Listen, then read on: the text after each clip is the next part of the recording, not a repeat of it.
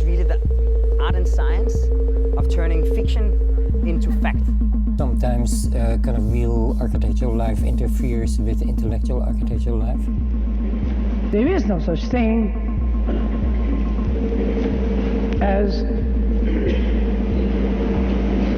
architecture. Hello everyone, this is Vikram Prakash and you are listening to Architecture Talk. Each week we have a conversation with a contemporary thinker on issues of architecture and architectural thinking. We are interested in what architecture is today, what it has been in the past, and what it might be in the future. Today I'm talking to my old friend Rahul Mehrotra, who is the principal of RMA Architects of Mumbai and who for some time now has been an academic here in the United States, currently at the Graduate School of Design at Harvard, where he recently served as chair of the Urban Design and Planning program. We are talking to him about his ideas of ephemeral urbanism and its relationship to kinetic architecture and historic preservation. Here we go. So, Rahul, you have been talking about this idea of the kinetic city and now the ephemeral city. And you recently ran this studio out of Harvard on the kumbh mela. And your current term is ephemeral urbanism, and I suppose by implication, ephemeral architecture. So let's just start by asking you, how do you define ephemeral in this case as a concise sort of term? Well, I think just to answer that, I'm going to start at what you pointed out as the kinetic city. I started writing about the kinetic city because having studied urban design and then practicing in a condition like India, one saw that actually what we had come to understand as urban design, it's premised so much on what is really the static city, which is embodied in architecture, very stable. And then there are narratives that kind of draw out of that. In fact, the whole narrative about conservation comes from that, about kind of this illusion of permanence. So I began to theorize this condition and began to, refer to it as a kinetic city, largely because I felt that the binary of the formal and the informal, which is the way temporal landscape was described, was non-productive, because when we set up binaries as designers, we then, as a logical next step, have to lay alliance to one of those worlds. So we either become architects who work with developers and governments and live in the formal world and create more static and permanent or supposedly permanent architecture, or we become architects that work with the informal landscape, and by extension we become activists, we become community organizers, we become architects, but in terms of upgrading squatter settlements, etc. And I felt, my God, we should be actually living in both worlds simultaneously, because design is about synthesis, design is about blurring these boundaries, design is about creating third space to find these solutions, etc. And so that's how the notion, a kind of theoretical framework using the idea of the kinetic city, came to occupy me for a very long time, really. And I used to provocatively use the Kumbh Mela as a way of saying, look here, there's a whole megacity that does that. Mm-hmm. And then we were fortunate enough, because circumstances led us to go and study the Kumbh Mela through the university, which was a fascinating project. I'm happy to speak more about it. But basically, what the experience of looking at the Kumbh Mela did, and to see a mega city of this scale on a kind of temporal, very quick temporal scale, 55 days, constructed in 6 or 7 weeks, dismantled in a week, was absolutely mind-boggling. And then when we put that work together, I think a natural way to describe it was mapping the ephemeral megacity. And that led me to think, how could one expand the categorization, the theoretical framework of the kinetic city to encompass a much broader landscape, which I believe is an important landscape to look at. And so I extended the word kinetic to ephemeral and city to urbanism, so that it could be broader and not defined just by narrow parameters of design or building imagination. And so therefore now to answer what I would mean by ephemeral is exactly what the word suggests: hard to capture, not always tangible, momentary, temporary, and all of the above, which is to say that landscapes like this, which form a part of any city, is just that in parts of the global south, if you want to use that description, these temporal landscapes form a bulk of the city. But I would argue these appear in New York and, of course, on the West Coast because climate allows it. Margaret Crawford has written about everyday urbanism. This kind of temporal landscape and the way it articulates its presence in cities is also visible there. And so I think the ephemeral is that aspect of the city that is temporary in nature, whether it's a performance that someone does on a plaza in a city and suddenly activates that space, not only with the presence of other human beings, but also with shifting meaning. Mm-hmm. And then it recedes, it fades, it leaves no trace. It's an enacted process. I would argue the spectacle in Indian cities or in Mumbai of the immersion of the Ganesh god is one such thing. Here, the spectacle is not captured. It's again an enacted moment. It has no memory, but it is a spectacle. So why do we only think architecture should be the spectacle of the city? And so it's, I think, challenge some of these business as usual questions that this research is aimed at. Okay, so anything that is not traditionally permanent architecture, you would characterize as belonging to the ephemeral side of thinking architecture and urbanism. I would think so. I would think so. So it includes the agency of people doing things, and it also includes temporary structures that are put in place in between more permanent architecture and the agency of people doing things. Right. So, Vikram, I think again, and I don't disagree with you, but considering we are trying to kind of nuance and expand this conversation or this categorization, let me say that even there is a massive gray scale, right? Mm-hmm. So there are things, the agency of people, that happen by the hour. Little hawkers that come and sell bananas and apples happens by the 4 hours. Other things happen for a week. Massive markets in Mexico City in parking lots happen for the weekend. The kumbh mela happens for 55 days. Mm-hmm. Mining towns happen for 55 years. Right. So let me say that I would say that if we can almost clearly predict an expiration date or an expiration time for that particular phenomena, whether it's temporary architecture or the agency of people, I would think could be in the debate of urbanism could be ephemeral.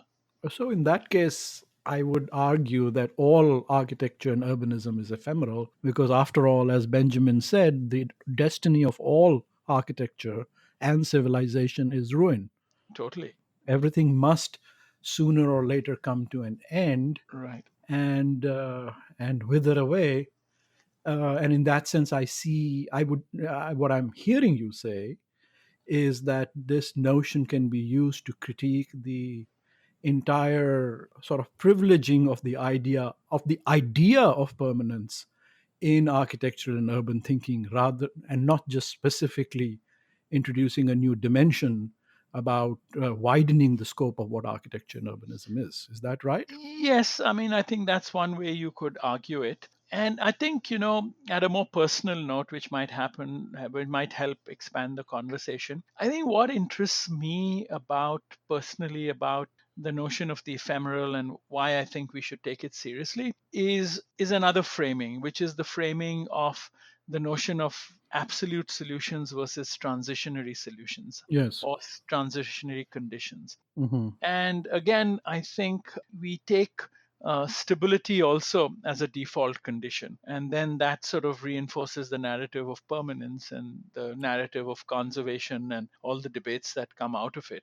Right. But there are many transitions our cities are making continuously. I mean, the big rhythms in the transitions are in economy. We move from an industrial economy to an information technology economy. Now, these have massive implications also in the built environment. And I think closer to our contemporary reality, say the condition of the movement of demography across the planet today because of political rife, climate change. Right. We put it in this, catch-all refugee crisis basket, but I think it's much more than that. It's shifting demography, which is coming out of inequity, it's coming out of political situations, it's coming out of climate change, it's coming out of many, many factors.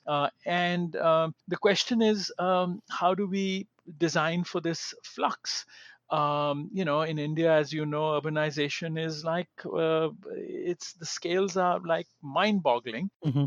And research now is showing that you could actually argue that India is 60% urban for 6 months of the year and 40% urban for the other 6 months of the year, which means it's like 200 million people in a kind of transitionary condition of flux. Mm-hmm.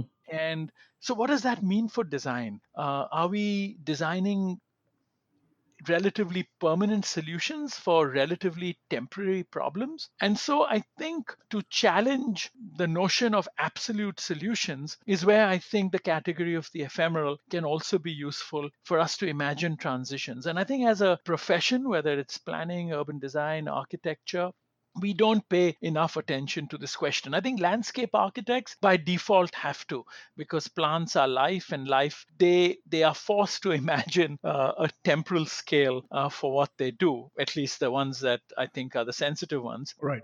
But in architecture, this has completely fallen off the radar of the discussion, and I think we are worse off for that. Right. I mean, I think both in architecture and by extension in traditional urban design and planning, the notion of grounding place and building a city as an enclosed wall, which is a defensive bulwark against the possibility of change, is the idea that seems to govern. And therefore, I would say, by contrast, what you're talking about belongs more to the register of nomadism. And the other sort of more temporary, transient, dismantleable, unproperty attached notions of dwelling, being, and relating to the world that are by and large largely that are, as you are articulating, actually not lost, because Yes. actually a lot of people are significantly transient Yes. and nomadic still, right? Yes. So that is like the blanket condition. Yeah, that description was totally accurate. Now, so the question is, and this becomes the difficult one. So the question is twofold. One is that that's part of the world, and I think the argument is not to say that that's the preferred reality, and the argument is also not to say that we need to stabilize that transient population forever, because I personally think the state of flux will continue for years and if not centuries. But it is the argument to move the more permanent way of thinking into a more transient way of thinking. Right. So therefore, then the second question becomes is how can you use the more transient productively in our cities? And even J.B. Jackson, I was reading something that he wrote about the third landscape, I think, was the essay, where he argues, and almost exactly the words you've used, where he says that in our first sort of in our early beings we were nomadic, Right. and the sense of the property attachment, the sense of permanence, etc., didn't sort of occur.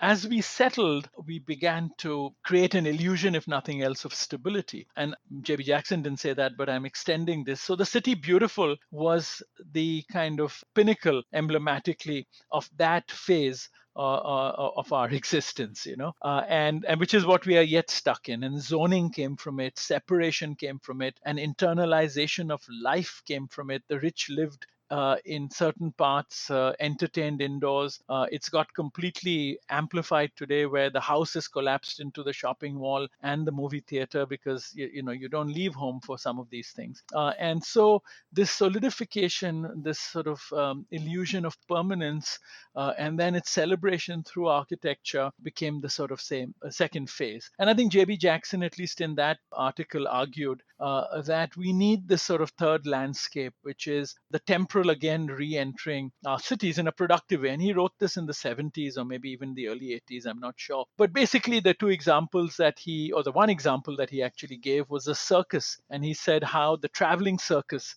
which is this enormous tent that comes and gets pitched up in the middle of the city, suddenly creates and disrupts what is the strict delineation of the static city, because not only is a kind of fantasy played out in this tent of animals and elephants and tropical beings that sometimes in the West have never been seen, but suddenly in the circus, children from different ethnicities become aware of each other. They sit across the ring and they are made. Different income groups occupy the same space in the same way as movie theaters did in many cultures.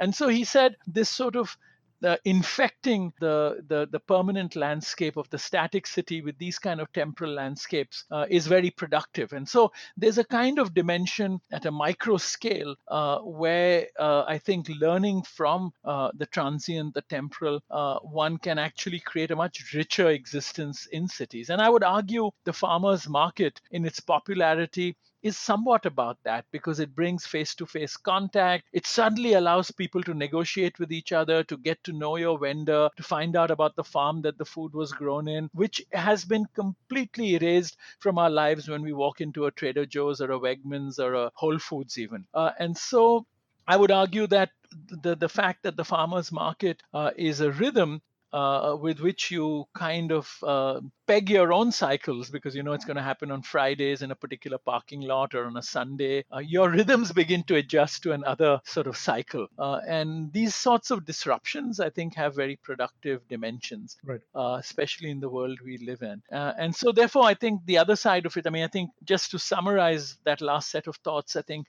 one is the big picture, the micro, where we look at this sort of in more abstract ways, that how do we move away from absolute solutions, because absolute solutions in a world which is full of flux are not productive or not the only way that we can produce viable environments. And so we need to deal with flux through transitionary, through transient solutions simultaneously. And at the other end of the spectrum is this sort of micro interventions of the transient landscape, whether it's the circus as J.B. Jackson described, or the farmers market, that create healthy disruptions, that they infect the otherwise this sort of illusion of permanence.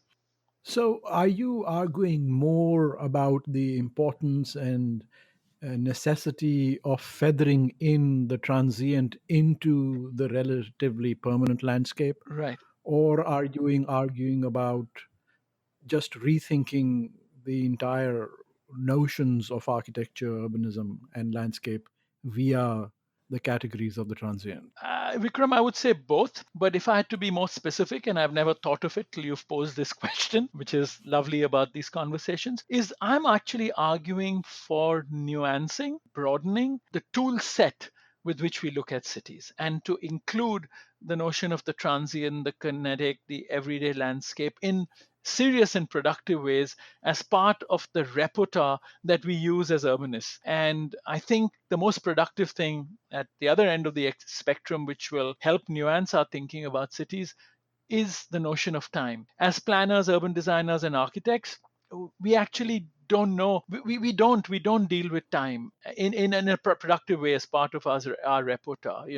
I often think, why not in the third year, when we ask students to design a weekend house, what if we pose the problem as this weekend house it should be designed to last only for 10 years, because this couple they're going to be empty nesters and not want to go and use that weekend house any longer. They might want to do something else. And how can that be dismantled, recycled, reappropriated, and become part of another material geography, for example? Now, that would bring, as part of the pedagogy, a completely different imagination for students. It'll tie into the debates about sustainability. It'll make you much more rigorous about the choice of materials you make, how you get into the life cycle of materials. So the idea of time, I think in landscape, it appears a little bit. In conservation, I think the more creative ones talk about it. But otherwise, the notion of time is very absent in planning, urban design, or architecture. All right, that would be a good point to take a break. We are talking to Rahul Mehrotra, and we are discussing his ideas on ephemeral urbanism.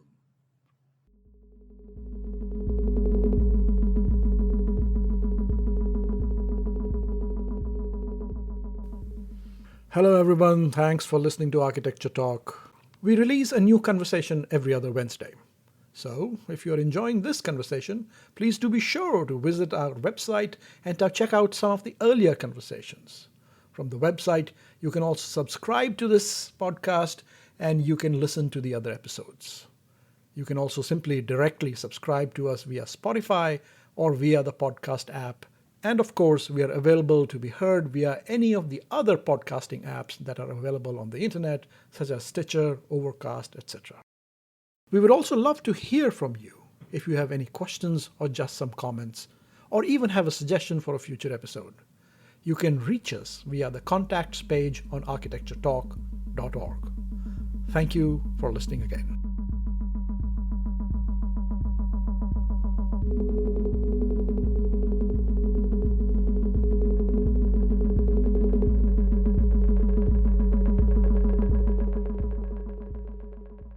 Hello, this is Vikram Prakash, and you are listening to Architecture Talk, and we are having a conversation with Rahul Mehrotra, and we are trying to dig into the concept and implications of ephemeral urbanism. So, Rahul, you were trying to describe an ephemeral architectural problem.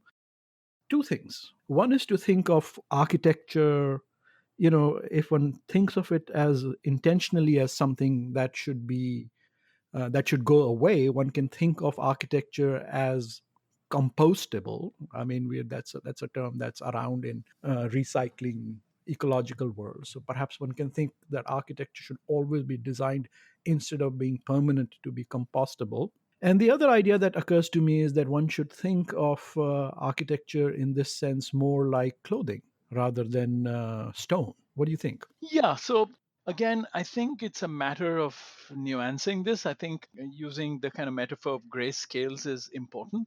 In even architecture, sort of you break into its materiality, you break into space.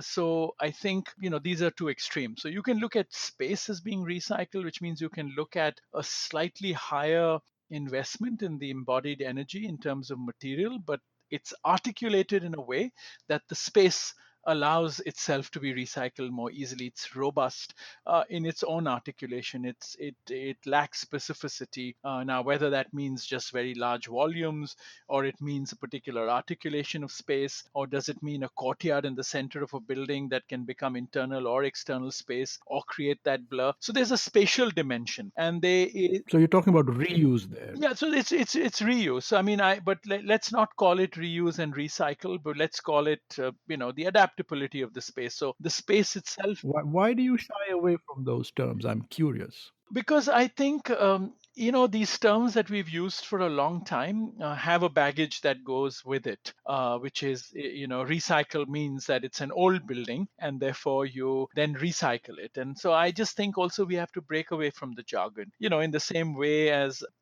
I would think for the debate on conservation, Mhm. we have to break away from it, and we'll just come back to that in a second. Right. But so there's a dimension of this kind of ephemeral imagination, which has to do with space, which itself is ephemeral. Just the way it's contained and articulated could be different, and it could occur at much shorter rhythms. In the traditional use of recycle, we think of an industrial building. After its life is over in 100 years, it gets recycled into a museum, for example. Mhm. There are shorter rhythms too. But maybe this recycling or this ephemeral use of space could be in much shorter cycles. Maybe buildings and cities are imagined as that happening because we are experiencing much more flux. We are experiencing new forms of technology that allow different kinds of relationships. And so, therefore, even the imagination of the space can become very ephemeral. And then on the other end of the spectrum is the notion of materiality and its compostability, its dismantleability, which means can components be organized in a way that they can be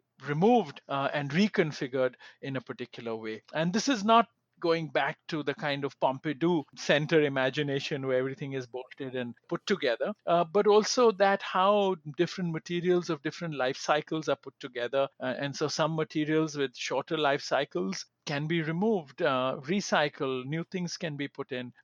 So I think, I think my point is only this, that in this whole discussion, I think we have to detest from putting together binaries, which is temporary, permanent, or compostable versus non-compostable, Mhm. etc. Because there is a whole range of gray scales between them, which creates all sorts of situations where something doesn't need to be completely ephemeral, it can be partially ephemeral, which itself gives it a robustness more than something which is so very finite in the way materials are articulated and embodied. And and so I think if you shift for a second to the debate about conservation, because Okay, let's talk conservation. yeah, because that works exactly to the other extreme, that it detests compostability Mhm. because it is about extending kind of life. And in the book Contents, which Rem Koolhaas sort of did, he has some wonderful research there on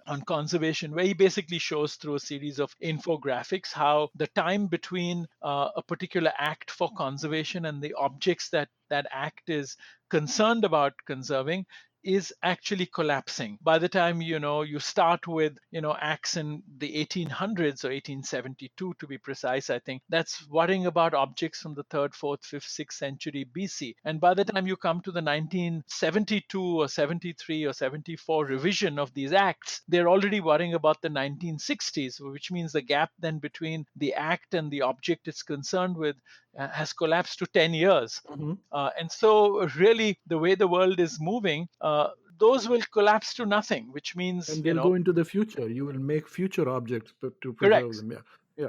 That's correct. So you could provocatively say that now, when buildings come up for building sanctions, one of the things that a sanctioning authority will decide is whether in the future this building should be a listed building. So therefore, that's already beginning to challenge the notion of permanence, and we will quickly and hopefully go into a very active engagement with what life cycles mean. And so you might be sanctioning buildings soon, which are intended to be around only for 20 years, because maybe that part of the city needs to be cleared up for higher density, maybe it needs to be cleared up for open space, maybe that part of the city becomes a parking lot for zip cars, because in the future there will be no private ownership of cars, and suddenly there would be a functional requirement as large as a Maidan where zip cars are sort of parked and done. Or every city will want very large farmers markets, and there won't be any supermarkets and malls, and people go and buy their food once a week, Mhm. which is organic and safe. So one doesn't know.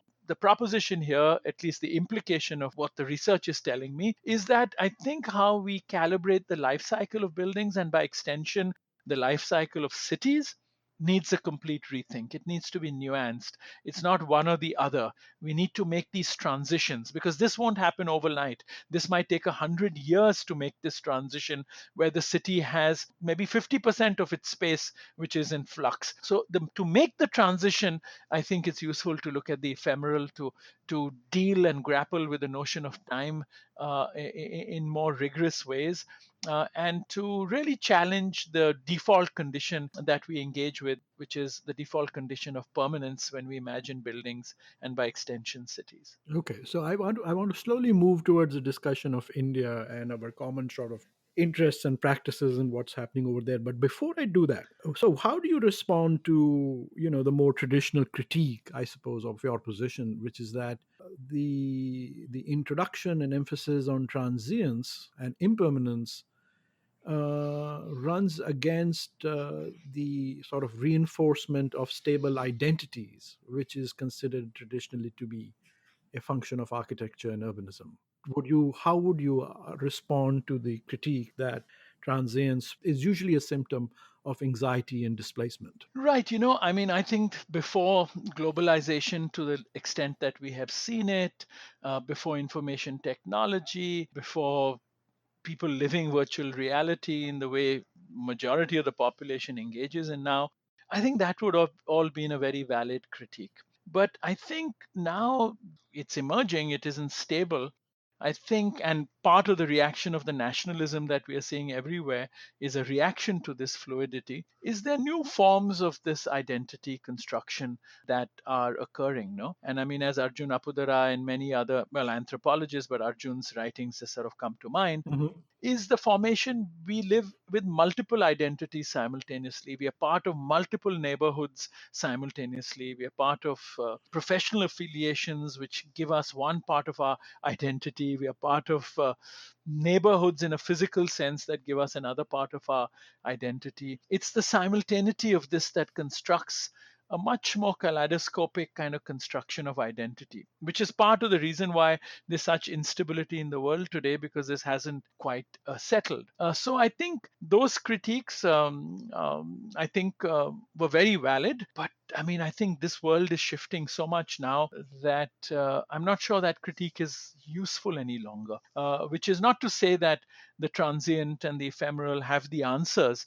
The question is, I think they might help us respond more robustly to this transient condition that we are all in on this planet. Right. I mean, I think that's true. I mean, of course, it's an important question in the current political climate of the sort of anti-immigrant rhetoric that we are hearing from our president and other people. By contrast, both you and I, we are sort of nomadic, displaced people, and if one defines the United States as a country of immigrants, then one can argue that this sort of transient, transformed identity has always been in place. The sort of besides the urban, the other sort of traditional argument against that is that land identity in a more, let's say, Heideggerian mode emerges from the land, and that is something one should affiliate with in a more phenomenological way. Right. And I think partly, I mean, it also has to do with the reality of, I mean, just to go back to that melting pot metaphor, is that, I mean, there's also a sort of pragmatic, opportunistic condition here when we talk about immigrants and things, is that the absorption, the melting pot, which very easily facilitates the construction of new identities for immigrant people when there are opportunities, which means they dissolve into the landscape through economic opportunities, through political affiliations, which are more open and much more absorptive, begin to get saturated at some point. And I mean, I think what we are seeing is, I believe at least, a saturation of that, in a sense that it's the absorptive nature, the absorptive possibilities of that happening have diminished to some extent, and I think a lot of the polarization comes from that. I mean, the idea that people who've been around here longer than the immigrants Mhm. are now jobless and the immigrants have jobs. When there's plenty, all of this absorption is much easier, and so there are particular conditions in which this new identity formation occurs, and there are conditions in which it doesn't occur so easily. And I think the UK is a case in point that saturated 4 decades ago, or 3 decades ago, well, in the 70s and 80s. In America, I believe it's beginning to at least manifest itself in some point right now, because the influx perhaps is greater than its absorptive power culturally. And I mean, I don't mean this just in terms of the jobs and the economy, but also the cultural mindset of the people who are going to absorb. And so, I mean, I think, there are different conditions for this where this works, and there are different conditions that, or times, and that it doesn't work. And I think looking at India, which we will do in the latter part of this conversation, I think some of these questions come up there too. Yeah, I think so. Let's shift to India. And I mean, in a different register, India is also often described as this place which has absorbed so many cultures and people and influences. And you have talked about in another one of your books on pluralism and a multiplicity of architectural possibilities practicing in India today. And of course, the majority of your architectural practice, I think, is located in India, right? Right. What are the great opportunities for practice in India today, here, in the 21st century? What do you think is an opportunity? Yes, given this kind of discussion we've been having. Well, I mean, I think in India, I think the one thing that makes India stand out is it's got the monopoly on all the problems of the world, really, in some ways. It's like everything is, I mean, anything that you can think of, you can address in India, all the way from inequity to public health to lacks of capacity. I mean, there's just a gamut of problems. Now, given that, I think that itself is what makes India unique and challenging, which is that, and you know that as well as I do, that you can't go in with a single mode and imagination of what a practitioner is and what architecture might mean and how it should be practiced. in India. You could be in the same afternoon of your practice dealing with such ends of the spectrum in terms of the model of practice and engagement that you might need to apply to be effective to solve that problem is mind boggling. And I think that's what, in some ways, India has to teach the world, which is that many things get posed there in extremity. Many things get posed which are incredibly disparate but in closed adjacencies. That means they coexist in our minds, they coexist on the land, they coexist in our political imagination, in our cultural imagination. And how one actually deals with the simultaneous validity of these kind of disparate conditions is a massive, massive challenge. And just to loop back, to the opening of our conversation on the notion of the absolute versus the transitionary, I think in that condition, the transitionary becomes much more effective than absolute solutions. I would argue China applied very absolute solutions in the way it solved its problems of cities and housing and all of that. You mean nowadays or in the Mao period? Well, between the Mao period and now. Now it's of course shifting in other ways, but these were absolute solutions. Were these Chinese cities or cities in China, has been often asked? There's a sameness to them. There's a replication of a kind of universalizing, let's call it a Singapore model or some such thing. Right. But in that condition, you had a political framework where absolute solutions was the logical kind of extension. Now, in India, where we have a mutinous democracy, we are also trying to solve these problems through absolute solutions, whether it's the housing problem, whether it's the demonetization move, etc. These are absolute solutions, draconic, large scale. And I think when you have a spectrum and this kind of intense pluralism, the kind of simultaneity of development and underdevelopment, the simultaneity of the rich and the poor, the simultaneity of climates, religions, all of that. I mean, I think solutions have to be different. Solutions have to be transitionary in nature. They have to be transient. Sometimes when you have to reach your goal, the transitions take you in completely different directions. It's not a clear linear path. And I mean, a classic example people give is energy policy. India going nuclear is the only way India can jump from fossil fuels to renewables, because if it tried to jump directly through an absolute solution, its economy would collapse. So it goes the way of nuclear. Now we could get stuck in nuclear, but it's a completely different direction which can hopefully, guided through right policies and political will, can bring us back to renewables. But it's a different direction. So sometimes you slip sideways in these kind of imaginations of transitions. In absolute solutions, it's a very clear linear imagination, but then often you can't make that So jump. talk to me about some project that you have done recently or in the recent past which embodies this transitional non-absolute architecture and urban thinking. How have you manifested that in your work? Well, I mean, I think for me, and it's much clearer on reflection now, because when one was doing all of this through the mid 90s to the early 2000s, was intuitive. It was, using one's intuition Right. and bringing values to it, and one can now retrospectively reflect about it. And I would start by talking to you about the urban conservation work we did in Mumbai, Mhm. which was, getting the first urban conservation legislation in, and then realizing that, the kind of paradigms we were trying to apply didn't bring any effect on the ground. And it made me then frame the problem in two different ways. One was, it made me question that we are sitting in India, we're looking at English heritage, we're looking at American legislation, and we are trying to apply it here in the fourth district of Mumbai. And it made me ask the question that when the custodians of an environment and the creators of the environment are two different cultures, why would we apply only the paradigms of the creators of the environment? Because now, as custodians, we are from a different culture. So, which means our relationship to this environment is completely different. And that then led me to the notion of looking at significance and deconstructing that a little bit, because conservation debates are overwhelmingly determined by going into a location, discerning its significance, and then going crazy about trying to reinforce that significance.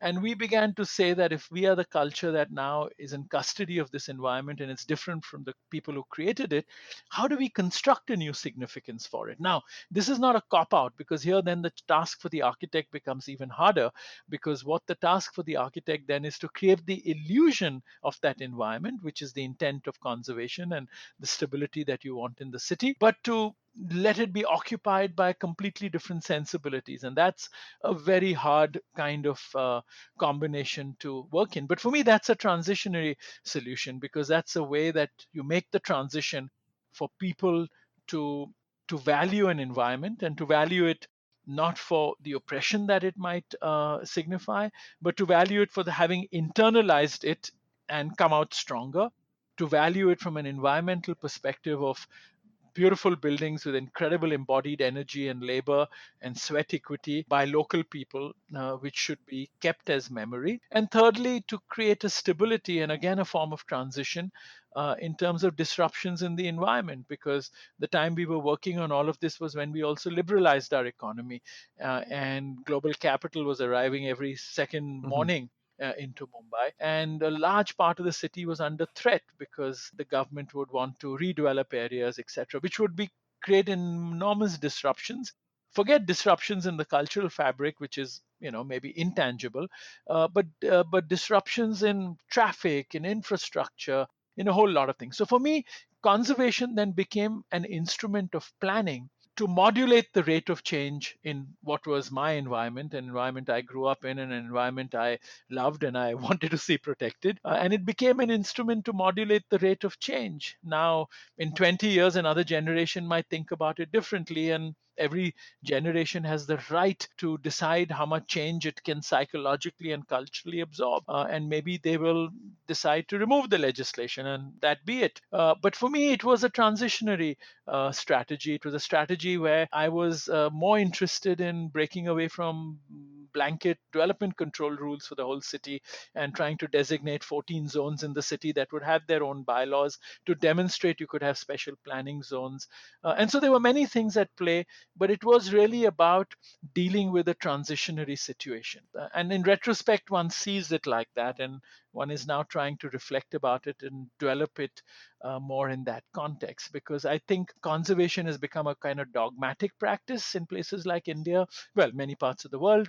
And I think we have to resituate it back within the debate of planning, because it truly is just an instrument of planning that helps society modulate the rate of change and to make these transitions into other conditions. All right, so let's try and think about that also, not only in terms of the colonial history of India, but what about the modernist history? What are your thoughts on the sort of Nehruvian legacy in India today? And of course, I'm thinking about the preservation practices put into place around Chandigarh nowadays. I think these are all important. I think, again, like I said, it is about modulating the rate of change, and it is about creating those narratives which help society think about it. And I think architects can play a very important role there. I mean, for example, the present government has delisted Agra. And have completely ill-informed narratives and arguments about why Mughal history should be erased. Right, right. And now you can look at it as a political thing, but you can also look at it as just pragmatic disruptions in the environment. And this is true also for modernist history, which is the Nehruvian period, as you sort of framed it. But I think what is contingent, so the closer, the closer we are to the past, the harder it is to articulate a position about it. And I think this becomes contingent on us as professionals. So for me, I think, the Hall of Nations going, which everyone is up in arms about, Right. I think it's a bad thing. I don't think the building should have gone, but I think it's rearguard action, because we as a profession reacted to it after the dikkat to demolish it had already occurred. But we should be ahead of the curve in creating these narratives if we feel there's value in these environments, both from a perspective of culture, which is the history is embodied in it, etc. It's a matter of articulating these stories in a way that they have meaning. And I think these narratives have to be double edged. One edge has to be an edge of the intangible, the cultural, the political, and all of that. And the other edge has to be an edge which is of pragmatism, of environment, of embodied energy in the buildings, the making of the buildings, the disruption to the environment, and meta narratives like that. I just feel that the profession in India isn't doing adequate amounts into that. They're very good at banding together in rearguard action to protest something. But I don't see these imaginations which are avant-garde, which are ahead of the curve, which are already imagining and anticipating what we need to preserve and for how long and why. And the how long becomes also very important. So the buildings of Chandigarh, you'll fix them, you'll renew them. Concrete has a limit of in terms of life. The question is, how do you then make that transition to something else? Do you disrupt the fabric too? Do you replace the buildings? Do you keep the semblance of the ensemble the same? As they say in cities, it's the buildings change, but the subdivision of land and the memory of that fabric sustains much, much longer. But you can also disrupt that by aggregation and amalgamation. But these become then questions for a society. And I think architects can play a very important role guiding a society towards developing these narratives, because I think what society invests in us is to imagine better spatial possibilities in which lives can be lived. And conservation, continuity, the transitions of the environment are absolutely part of that responsibility. And so we have to develop the right narratives to create that continuity and to avoid society having to deal with disruptions that sometimes it might not recover from. It's been a pleasure having you on Architecture Talk. Thank you, Rahul. Thank you very much, Vikram. Really enjoyed this.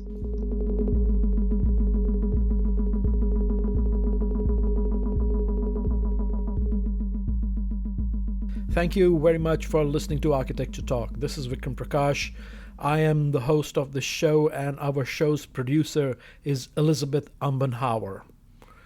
If you like the show, please do remember to subscribe on iTunes, Spotify, or wherever else you get your podcasts. And also take a moment and rate us on iTunes. Thank you very much, and see you next time.